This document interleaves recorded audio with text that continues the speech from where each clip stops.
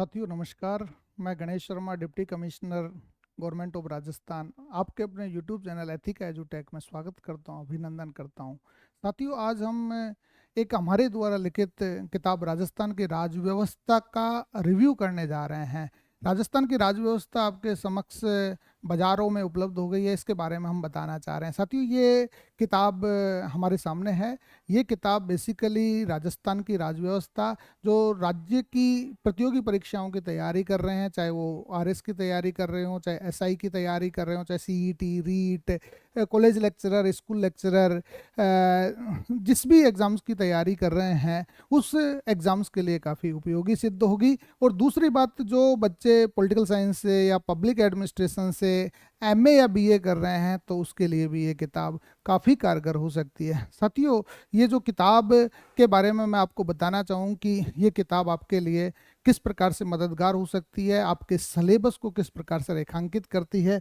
Basically Rajasthan की राज व्यवस्था, जिस प्रकार से आप इसमें कवर पेज में देख रहे हैं, ये राजस्थान की पहली ऐसी पुस्तक है जिसे कॉपीराइट रजिस्ट्रेशन प्राप्त हुआ है। हालांकि कॉपीराइट्स आपका बनता है बिना रजिस्ट्रेशन कराए भी, लेकिन ये एक ही शॉट में विदाउट ऑब्जेक्शंस कॉपीराइट रजिस्ट्रेशन हमें प्राप्त हुआ है। राजस्थान में ऐसी कोई भी अभी तक पुस्तक नहीं आई है जिसको कॉपीराइट रजिस्ट्रेशन प्राप्त हुआ हो। दूसरी बात यह है कि आईएसबीएन नंबर इसके प्राप्त हुए हैं, ट्रेडमार्क हमारे इसमें मिले हैं। तो ये सबसे प्रामाणिक, मानक और मौलिक पुस्तक है। ओरिजिनलिटी के साथ लिखा गया है, कहीं से कोई कट कॉपी पेस्ट नहीं हुआ है।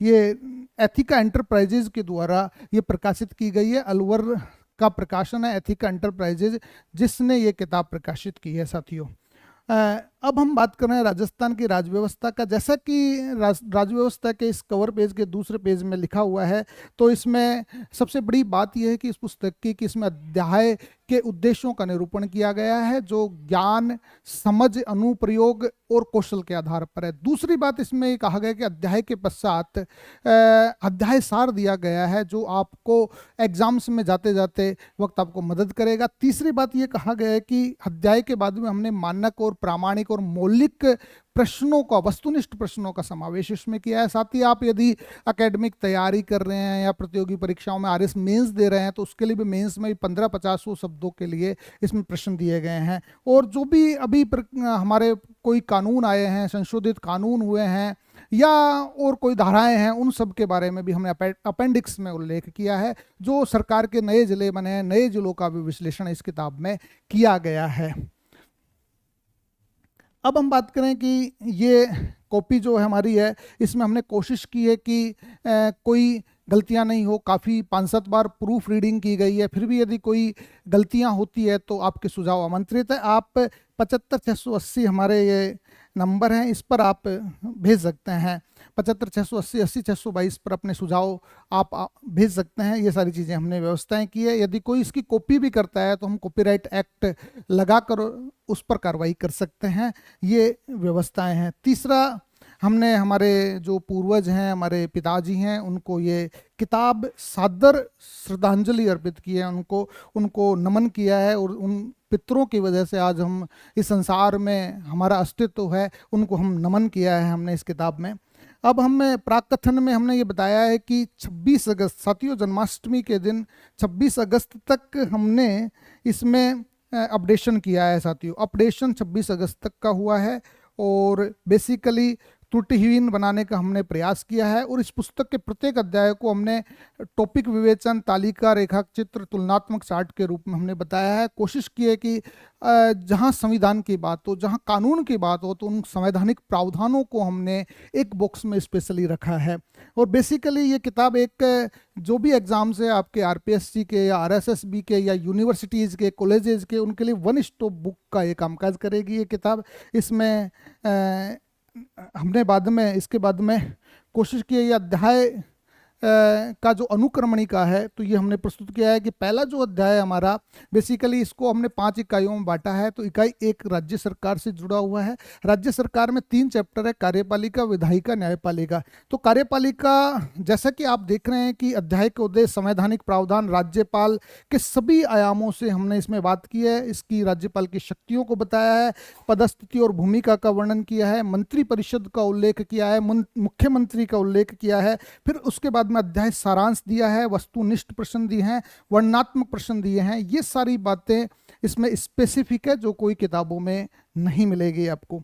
दूसरा हम अध्याय में चलें तो राज्य विधायिका का दूसरा अध्याय, वही अध्याय के उद्देश्य संवैधानिक प्रावधान इसमें दिए गए हैं, और विधानमंडल में जो विधानसभा और विधान परिषद है उसके बारे में भी उल्लेख किया है। वो सारी बातें बताने के बाद में उसकी भूमिकाओं का हमने उल्लेख किया है, और उसके साथ में हमने विधानसभा अध्यक्ष के बारे में बताया, विधायी समितियों का उल्लेख किया है। अध्याय सारांश, वस्तुनिष्ठ प्रश्न, वर्णनात्मक प्रश्न अध्याय के बाद में रखे गए हैं। अध्याय 3 में हमने राज्य न्यायपालिका में अध्याय के उद्देश्य बताए हैं, संवैधानिक प्रावधान बताए, उच्च न्यायालय जो हमारे 25 उच्च न्यायालय हैं उनका उल्लेख किया है, राजस्थान उच्च न्यायालय पर स्पेशल टिप्पणियां की है। फिर उसके बाद में योग्यताएं, उनके गठन के बारे में बताकर उच्च न्यायालय की शक्तियों और क्षेत्राधिकारों का उल्लेख किया है, अधीनस्थ न्यायालयों का भी उल्लेख किया है। साथ में हमने अभिनव पहले में आपकी न्यायिक समीक्षा है, न्यायिक सक्रियता है, लोक अदालतें हैं, ग्राम न्यायालय हैं, इनके बारे में उल्लेख किया। अध्याय सारांश, वस्तुनिष्ठ प्रश्न सभी अध्याय के बाद में दिए गए हैं। ये हमारा पहली इकाई थी। दूसरी इकाई में हमने ग्रास रूट गवर्नमेंट के रूप में कामकाज किया है। ग्रास रूट गवर्नमेंट में हमने 4 बातें बताई है। पहली तो ये पंचायती राज संस्थाएं, दूसरी आपकी नगरीय निकाय, तीसरा सहकारी समितियां, और चौथा आपका अनुसूचित क्षेत्रों का प्रशासन और नियंत्रण। ये 4 अध्यायों में हमने किया। तो पंचायती राज संस्थाएं जो PRIs है, वो अध्याय के उद्देश्य संवैधानिक प्रावधानों के बाद में जितने भी आयोग और समितियां गठित हुई है उसके बारे में बताया है। पंचायतों की गठन शक्तियां, इन सब के बारे में उल्लेख किया है। आप एक एक चीज़ हमने एक एक टॉपिक्स का उल्लेख इस अनुक्रमणिका में किया है। तो अध्याय सारांश और ये चीज़ें हैं, पंचायती राज की चुनौतियां और समाधान, बिल्कुल प्रैक्टिकली हमने बताया है कि क्या क्या चुनौतियां हैं, ये ग्रास रूट गवर्नमेंट अभी तक क्यों नहीं बन पाई है, ये सारी बातें हमने लिखी है। ULBs के संबंध में भी हमने बताया है कि कौन कौन से ULBs हैं, कैसे नगरीय शासन का अर्थ है, नगरीय निकाय कौन कौन से हैं, उनका गठन कैसे किया गया है, सभी आयामों से, सभी संवैधानिक प्रावधानों से हमने इसमें चर्चा की है। लास्ट में अध्याय सारांश, वस्तुनिष्ठ प्रश्न, वर्णनात्मक प्रश्न आपके हैं। सहकारी संस्थाओं में छठा हमारा सहकारी संस्थाएं। सहकारी संस्थाओं के बारे में अधिकांश लोग नहीं जानते, तो लेकिन फिर भी हमने सहकारी समितियों के बारे में अध्याय को उद्देश्य, संवैधानिक प्रावधान, पृष्ठभूमि बताई है। और साथ में जो सहकारी समितियों का गठन है, इसमें आपके जितने भी हमारे राजस्थान सरकार के से स्वायत्त जो भी संगठन है सहकारी संस्थान, चाहे वो RCDF हो, चाहे वो आपके बुनकर सहकारी संघ हो, चाहे तिलम संघ हो, इन सब का उल्लेख हमने बड़े आसान ढंग से किया है, और सहकारी समितियों की समीक्षा की है लास्ट में जाकर, और अध्याय सारांश वगैरह सारी चीज़ें उसमें है ही। दूसरा हम बात करें अनुसूचित क्षेत्रों, क्योंकि 5वीं अनुसूची आप सब लोग जानते होंगे, बच्चों की 5वीं अनुसूची अनुसूचित क्षेत्रों के प्रशासन से राजस्थान के भी कुछ क्लस्टर्स को अनुसूचित क्षेत्र घोषित किया गया है, उनके बारे में हमने बताया। साथ में जनजातीय क्षेत्रों को भी रेखांकित किया है, क्योंकि यदि आप अनुसूचित क्षेत्रों को जानते हैं तो जनजातीय क्षेत्रों को भी जानने की आपको आवश्यकता है। इसमें सारी बातें लिखी है हमने, और दोनों में अंतर बताया। जो नॉर्थ ईस्ट क्षेत्र में इंटरनल इनसिक्योरिटी की जो भावना है, उसको भी हमने बिल्कुल करंट डायमेंशन के साथ में अभिव्यक्त किया है। अध्याय सार, वस्तुनिष्ठ प्रश्न भी इसमें दिए गए हैं। ये 2 इकाई हुई। तीसरी इकाई हमने ऑटोनोमस बॉडी ली है राज्य की, कि ऑटोनोमस बॉडी जो राज्य सरकार और तृणमूल सरकार से स्वायत्त होकर कार्य करती है, तो कौन कौन सी ऐसी बॉडी हैं जिनको हमने 3 चैप्टर्स में विभाजित किया है। संवैधानिक संगठन, गैर संवैधानिक संगठन और स्वतंत्र निकाय के रूप में। इसमें संवैधानिक संगठनों में हमने ये सारी बातें तो बताई है। साथ में जो हमारे महाधिवक्ता SFC है, SCC है, DPC है, MPC है, RPSC है, इनके बारे में उल्लेख किया है। अध्याय सार, महत्वपूर्ण वस्तुनिष्ठ प्रश्न हर एक अध्याय के अंत में हमने दिया है। साथ में राज्य के गैर संवैधानिक संगठन जो बेसिकली स्टेचुअरी बॉडी है, उस स्टेचुअरी बॉडी के बारे में भी हमने लिखा है।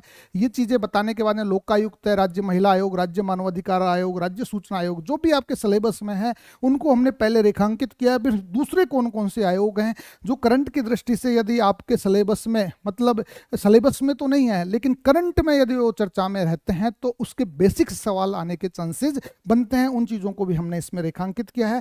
साथ में स्टेट का जो AG है, अकाउंटेंट जनरल, उसका भी उल्लेख हमने किया है, और वस्तुनिष्ठ प्रश्नों का इसमें उल्लेख बताया। स्वतंत्र निकायों के रूप में हमने ये बताया कि ब्यूरो, बोर्ड और आयोग, राजस्थान में कौन कौन से ब्यूरो हैं, कौन कौन से बोर्ड हैं, कौन कौन से आयोग हैं, कौन कौन सी कंपनियां और निगम है, होल्डिंग कंपनी, ट्रस्ट और कोऑपरेटिव फेडरेशन में क्या अंतर है, इसके बाद में सारी व्यवस्थाएं यथावत है। इनके बारे में हमने उल्लेख किया है, बिल्कुल टेबल्स के रूप में, उदाहरणों के साथ में हमने प्रस्तुत किया है। चौथी इकाई हमारी राज्य के प्रशासनिक ढांचे से जुड़ी हुई है साथियों। ये प्रशासनिक ढांचा हमने बिल्कुल सदी हुई भाषा में लिखा है, क्योंकि हम सरकार से जुड़े हुए हैं। सरकार से जुड़े होने के नाते हमें एडमिनिस्ट्रेटिव सिस्टम का कह गए आता है। इसमें हमने सचिवालय व्यवस्था की बात की, हमने निदेशालय व्यवस्था की बात की, हमने राजस्व प्रशासन की बात की, हमने विकास प्रशासन की बात की है और प्रवर्तन प्रशासन की बात की। एनफोर्समेंट प्रशासन, जिसे हम पुलिस प्रशासन भी कहते हैं, इसके बारे में हमने उल्लेख किया है साथियों। ये सचिवालय व्यवस्था है, सेक्रेटेरिएट सिस्टम है। इस सेक्रेटेरिएट सिस्टम में हमने शासन सचिवालय, प्रशासनिक पदसोपान, केंद्रीय सचिवालय, राज्य सचिवालयों की तुलना की है, कार्य बताए हैं। मुख्य सचिव मुख्यमंत्री कार्यालय है और प्रमुख विभागों के बारे में भी हमने बताया है कि कौन कौन से विभाग यहाँ कामकाज कर रहे हैं, और बाकी के अध्याय सार, वस्तुनिष्ठ प्रश्न, वर्णनात्मक प्रश्न हर अध्याय में आपको मिलेंगे। साथ में निदेशालय व्यवस्था, बेसिकली जब सेक्रेटेरिएट के बाद में डायरेक्टरेट सिस्टम का भी हमने उल्लेख किया है। इसमें डायरेक्टरेट सिस्टम में कौन कौन से एग्जीक्यूटिव डिपार्टमेंट्स है, ये बेसिकली एडमिनिस्ट्रेटिव डिपार्टमेंट्स कहलाते हैं, ये एग्जीक्यूटिव डिपार्टमेंट्स कहलाते हैं। इनके बारे में हमने बताया, इनकी विशेषताएं बताई है, इनमें आपस में संबंध बताया है, अंतर बताया है और समानताएं बताई है। मंत्री और लोक सेवक में क्या क्या विवाद होते हैं, ये सारी बातें की बात की है हमने। सामान्य विशेषज्ञ विवाद मैं उदाहरण प्रस्तुत किए हैं। और राजस्थान के कौन कौन से कार्यकारी विभाग है जो किसी प्रशासनिक विभाग के अधीन है, इनके बारे में उल्लेख किया है, जिसमें कुछ डीटीए है, हमारा एजुकेशनल डायरेक्टरेट है, कॉलेज शिक्षा आयुक्तालय है, इनके बारे में भी हमने उल्लेख किया है। कृषि आयुक्तालय, उद्योग वाणिज्य हस्तशिल्प, बिल्कुल करंट के साथ में हमने जोड़ा है इनको, और बाकी के वो अध्याय सारांश वगैरह है। राजस्व प्रशासन की बात करें हम, रेवेन्यू एडमिनिस्ट्रेशन जो सबसे फेवरेट एडमिनिस्ट्रेशन आपका होता है, इसके बारे में हमने बताया। रेवेन्यू बोर्ड का, भूप्रबंध आयुक्तालय का, आरआरटीसी का, संभागीय आयुक्त का, जिला प्रशासन में जिला कलेक्टर, एसडीएम, तहसीलदार, पटवारी का हमने उल्लेख किया, इनके ढांचे बताए हैं। और साथ में अध्याय सार, वस्तुनिष्ठ प्रश्न भी इसमें दिए गए हैं। पुलिस प्रशासन की बात करें तो हम पाठ का दो, पुलिस प्रशासन बेसिकली एनफोर्समेंट एडमिनिस्ट्रेशन है। इसमें हमने पुलिस ही नहीं, पुलिस से जुड़े हुए एनफोर्समेंट से कौन कौन से कानून है, इसके बारे में भी हमने स्पेशली उल्लेख किया। इसमें पुलिस महानिदेशालय का उल्लेख तो है ही, साथ में पुलिस अधीक्षक का उल्लेख है, लेकिन प्रवर्तन प्रशासन में ऐसे कौन कौन से एनफोर्समेंट डायरेक्टर हैं, आपके फूड सेफ्टी का उल्लेख किया है हमने, ड्रग कंट्रोल का उल्लेख किया है हमने, फूड एंड सिविल सप्लाई का उल्लेख किया है, वेट एंड मेजरमेंट का उल्लेख किया है, लेबर वेलफेयर का उल्लेख किया है, फैक्ट्री एंड बॉयलर का किया है, पोल्यूशन कंट्रोल बोर्ड का किया है, एक्साइज एनफोर्समेंट किया है, ट्रांसपोर्ट एनफोर्समेंट का भी उल्लेख किया है। ये सारे चीज़ें आपको जो एक आम नागरिक जानना चाहता है, एक जागरूक नागरिक जानना चाहता है, और ये अछूते टॉपिक्स थे जिसके बारे में कहीं भी लिखा हुआ नहीं था, जिसको हमने सरल भाषा में समझाने का प्रयास किया है। विकास प्रशासन की बात करें साथियों, आप राजस्व प्रशासन की बात कर चुके हैं, आप पुलिस प्रशासन की बात करते हैं, फिर एक तीसरा प्रशासन हमारा विकास प्रशासन का आता है, जो हमारे राज्य के सोशो इकोनॉमिक डेवलपमेंट में योगदान करता है। तो हमने इसमें बताया है कि जो पारंपरिक प्रशासन और विकास प्रशासन में क्या अंतर है, विकास प्रशासन और प्रशासनिक विकास में क्या अंतर है, पब्लिक एडमिनिस्ट्रेशन के, और कौन कौन से ऐसे विकास प्रशासन के सबॉर्डिनेट्स कार्यालय हैं जो कलेक्टर और एसपी के इतर ऐसे डिपार्टमेंट्स जो हमारे राज्य के सोशो इकोनॉमिक डेवलपमेंट में योगदान करते हैं, उनके बारे में लिखा। आयोजना सांख्यिकी प्रशासन की बात की हमने, रूरल डेवलपमेंट एडमिनिस्ट्रेशन की बात की हमने, नगरीय विकास की बात की है हमने, पीडब्ल्यूडी की बात की है, एग्रीकल्चर और एनिमल हस्बेंड्री की बात की है, इंडस्ट्रीज एंड कॉमर्स की बात की है, और फॉरेस्ट एडमिनिस्ट्रेशन की बात की है, और बाकी अध्याय सार, वस्तुनिष्ठ प्रश्न और वर्णनात्मक प्रश्न का तो उल्लेख हमने किया ही है साथियों। अब हम पांचवी इकाई के रूप में हमने गुड गवर्नेंस और उससे जुड़ी हुई लोक नीतियां हैं, जो हर एक एग्जाम्स में आपसे पूछी जाती है, लेकिन सरल भाषा में किसी भी किताब में नहीं लिखा हुआ था। इसको हमने बिल्कुल सरलता के साथ में प्रस्तुत किया है। भारत सरकार में गुड गवर्नेंस कैसे चलता है, राजस्थान सरकार में कैसे चलता है, विश्व में गुड गवर्नेंस की अवधारणा किस प्रकार से आई है, जिसको हमने गुड गवर्नेंस के आयामों में बताने की बात कही है। गुड गवर्नेंस की अवधारणा क्या है, भारत सरकार के क्या प्रयास, राज्य सरकार के प्रयास क्या हैं, गुड गवर्नेंस के कौन कौन से आयाम है, इनके बारे में बताया। E governance, e commerce, m governance, social media governance, इसके बारे में भी हमने उल्लेख किया है। बाद में हमने निष्कर्ष दिए हैं और अध्याय सार, वस्तुनिष्ठ प्रश्न हर इसमें भी दिए गए हैं, जो आपके एग्जाम्स पॉइंट ऑफ व्यू से काफी मददगार हो सकते हैं। राज्य के प्रमुख विधिक अधिकार, जो लीगल राइट्स हैं साथियों, गुड गवर्नेंस की हम बात करते हैं, हम कानूनों की भी बात करें जिसकी वजह से गुड गवर्नेंस आया है, इसके बारे में हमने बताया है। अध्याय के उद्देश्य परिचय के बाद में हमने सिटीजन चार्टर लिया है साथियों। सिटीजन चार्टर हर एग्जाम्स में आता है, तो सिटीजन चार्टर से जुड़े हुए अधिकार कौन कौन से हैं, इसमें हमने कंज्यूमर प्रोटेक्शन एक्ट लिया है, हमने IT एक्ट लिया है, हमने RTI एक्ट लिया है, हमने RPSG एक्ट 2011 लिया है, हमने RTH एक्ट 2012 लिखा है, अकाउंटेबिलिटी बिल 2023 का उल्लेख किया है हमने, सिंगल विंडो क्लियरेंस एक्ट लिया है हमने, और सबसे बड़ी बात यह गुड गवर्नेंस के लिए जन शिकायतों का निस्तारण यदि त्वरित गति से होता है तो कैसे होता है, भारत सरकार में ये किस प्रकार से परिवेदनाओं का निस्तारण किया जाता है, राजस्थान सरकार में किस प्रकार से किया जाता है, ये भी हमने उल्लेख किया है।